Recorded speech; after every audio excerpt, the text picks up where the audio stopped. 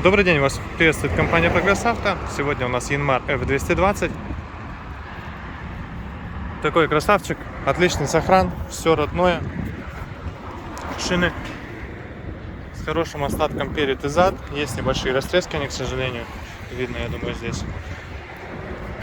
Ход навески, трехточка, быстросъем, фреза РСБ. 1,5-метровая у нас здесь.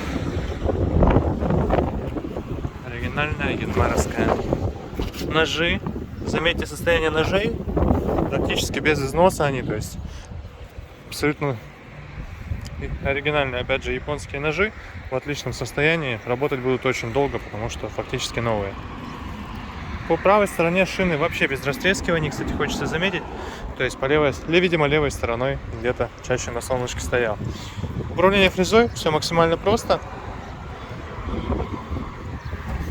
По низу у нас также, естественно, пониженные и повышенные передачи и вал отбора мощности. Вон он там, он спрятался слева от водителя.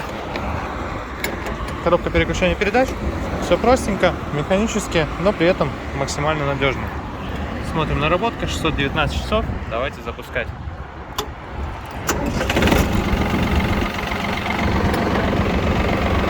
Запустился, как видно, вообще без проблем. Работает также идеально, то есть никаких абсолютно даже близко примесей в выхлопе нет. Четенько, ровно. Такой янмарчик.